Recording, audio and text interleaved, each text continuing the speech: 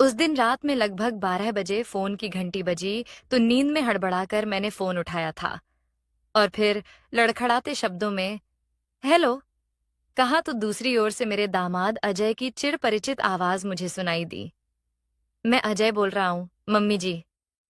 मेरी सबसे प्रिय सहेली मंजुला का बेटा अजय पहले मुझे आंटी कहकर बुलाता था, मगर जब से मेरी बेटी काव्या के साथ उसकी शादी हुई है वह मुझे मजाक में मम्मी जी कहकर बुलाता था।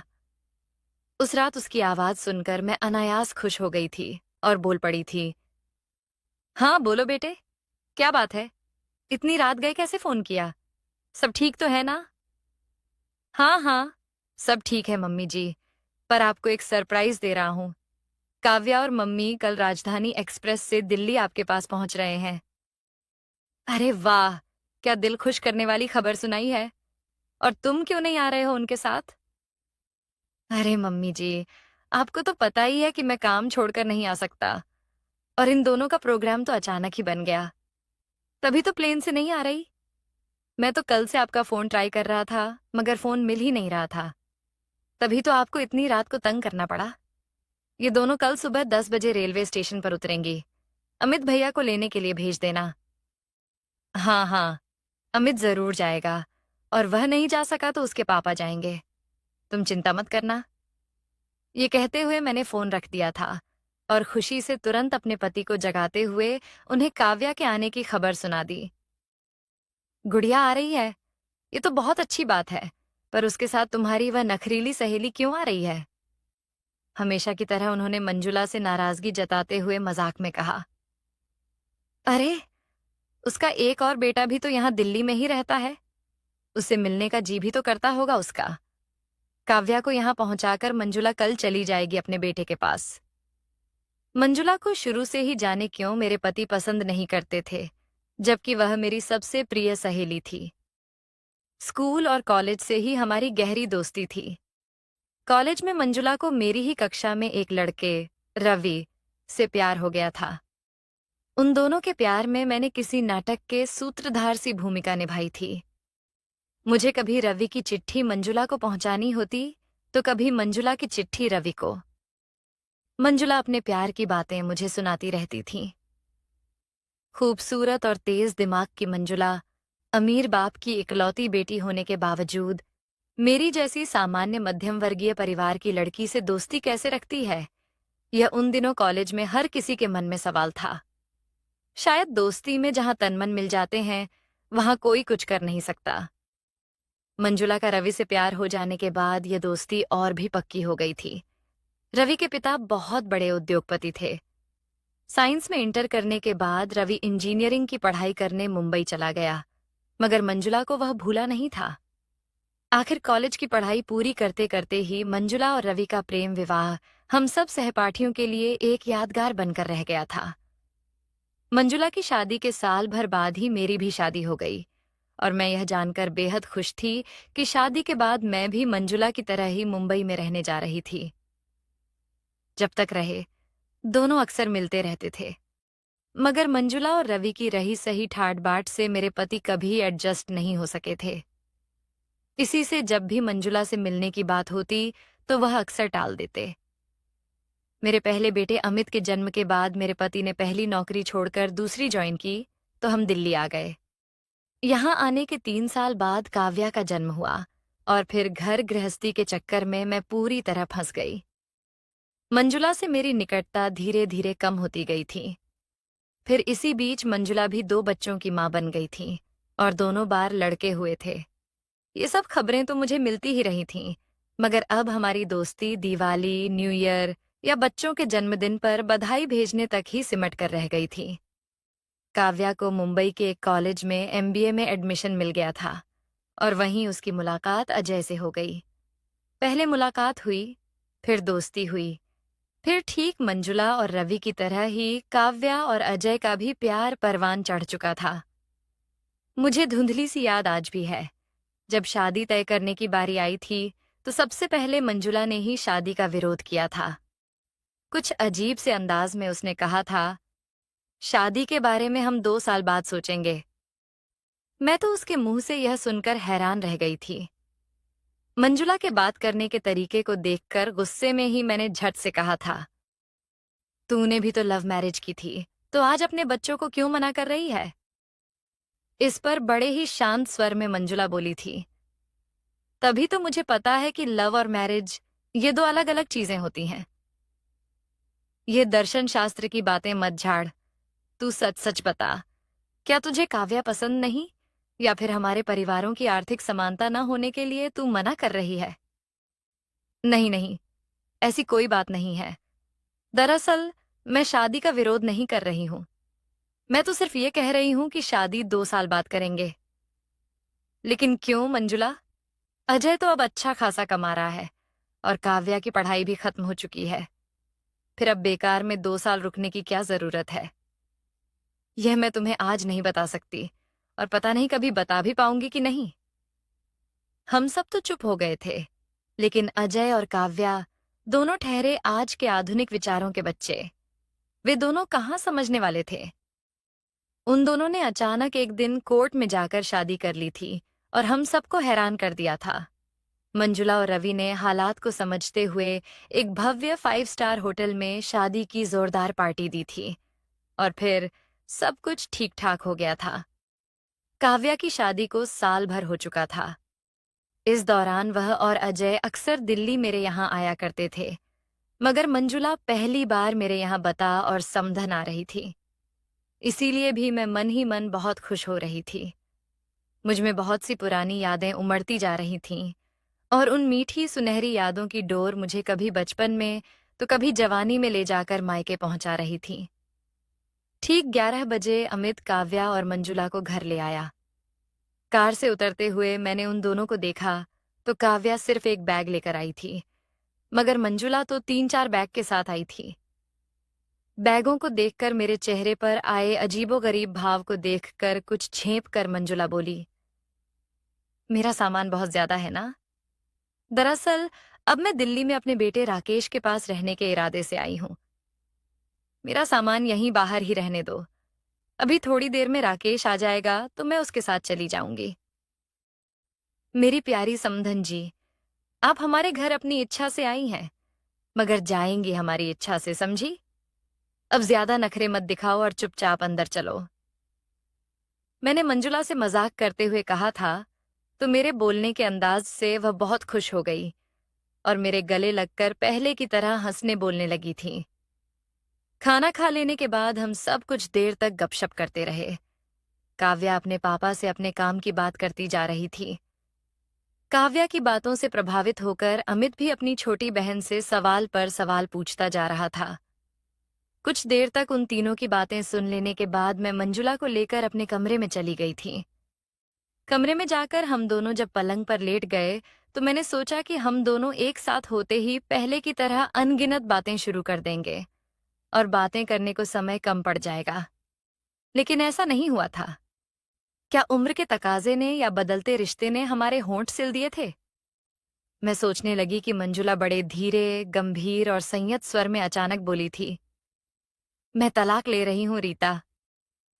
क्या कहते हुए? मैं पलंग पर उठकर बैठ गई थी। हाँ रीता, ये सच है। तुम्हें कहीं बाहर से खबर मिले और फिर तुम लोग परेशान हो जाओ, इससे अच्छा है कि मैं ही बता दे रही हूं।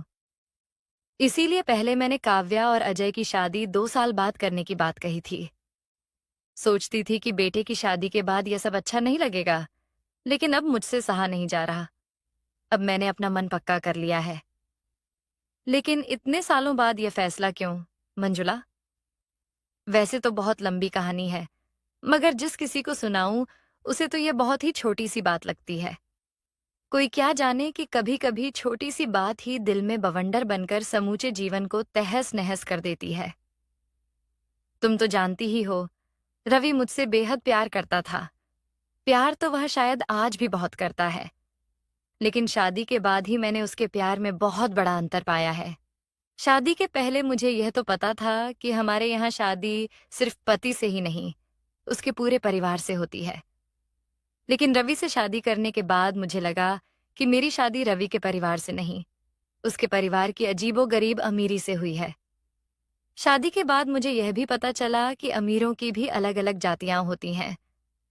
रवि के पिता बड़े अमीर थे, जो अपने दोनों बेटों के साथ अपने उद्योग को और बढ़ाना चाहते थे। रवि की माँ का बहुत पहले ही देहांत हो चुका था। घर में हम सिर्फ 4 लोग थे। रवि के पिता, रवि का छोटा भाई विशाल, रवि और मैं। घर के इन 4 लोगों में से मेरी बातचीत सिर्फ रवि से होती थी। रवि के पिता ने कभी भी मुझसे आमने सामने होकर बात नहीं की थी। जब भी कुछ कहना होता तो रवि से कह देते कि बहू से कहो। विशाल, मेरा छोटा देवर, रवि से सिर्फ 2 साल छोटा था। वह स्वभाव से बेहद शर्मीला था। शुरू शुरू में मैंने उससे दोस्ती करने के लिए हंसी मजाक करने की कोशिश की, तो एक दिन रवि ने बड़े गंभीर अंदाज में मुझसे कहा था, तुम विशाल से यूं हंसी मजाक न किया करो, डैडी को अच्छा नहीं लगता। तुम्हारे डैडी को तो मैं ही अच्छी नहीं लगती, तभी तो वह सीधे मुंह मुझसे बात ही नहीं करते। जो कहना होता है मुझसे कहलवाने से बात करने को भी मना कर रहे हैं। मैंने गुस्से में तुनक कर कहा था। इस पर रवि का जो रौद्र रूप उस रात मैंने पहली बार देखा था, वह आज तक भूल नहीं पाई हूं।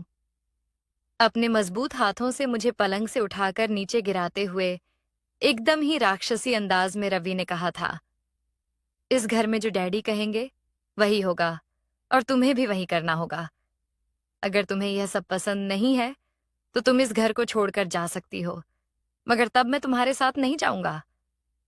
और फिर बड़ी बेदर्दी से रवि बेडरूम छोड़कर बाहर चला गया था और मैं रात भर रोती रही थी, पर मेरी सिसकियां सुनने वाला वहां कोई नहीं था।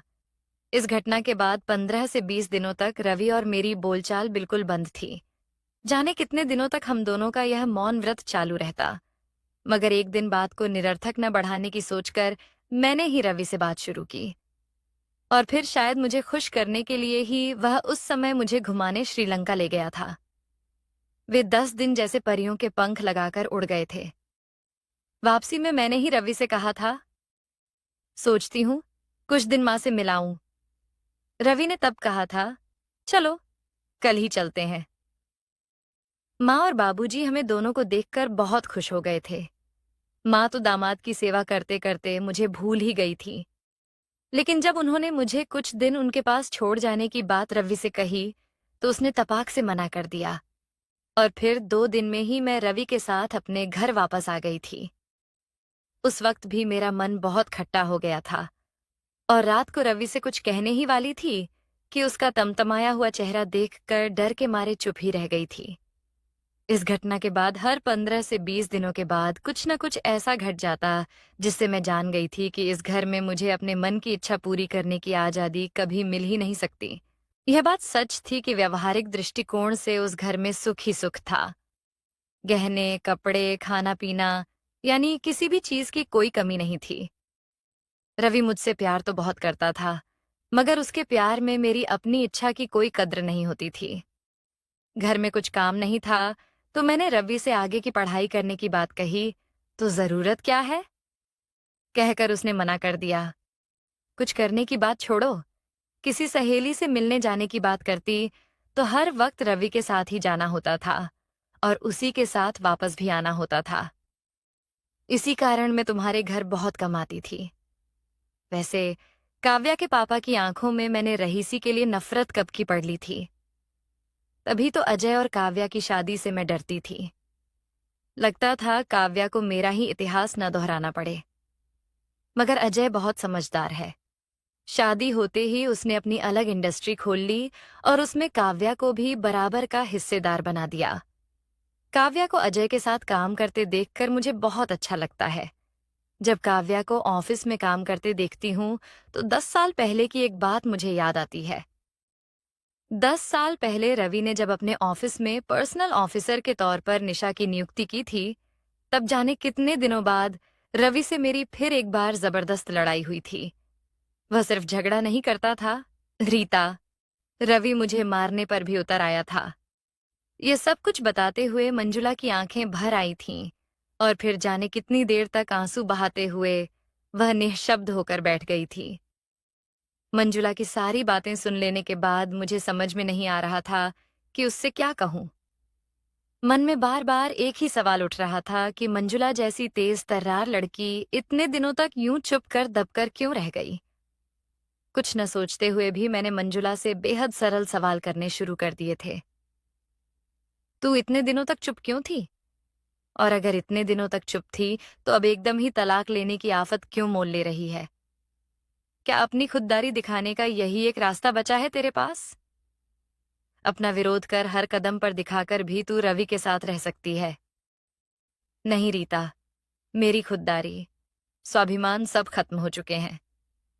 अब मैं सिर्फ शांति से और अपने तरीके से जीना चाहती हूँ। मतलब क्या करने वाली है तू? यहाँ दिल्ली में एक वृद्धाश्रम खुला है। उसके संचालन का काम मुझे मिल गया है। सोचती हूँ जरूरतमंद वृद्धों की सेवा करूंगी तो जीवन में कुछ करने की चाह भी पूरी हो सकेगी। क्या रवि ने इसकी इजाजत दी है? उसकी इजाजत मिलेगी ही नहीं, वह मुझे पता है। तभी तो पहले उससे तलाक लेकर अलग होने का फैसला लिया है, फिर अपना काम करूंगी। क्या अजय यह सब जानता है? हाँ, जानता है, और कुछ हद तक मेरी भावनाओं को समझता भी है। मगर तुम्हारी तरह वह भी कहता है कि अब यह सब करने की क्या जरूरत है। तो फिर सच में जरूरत क्या है मंजुला?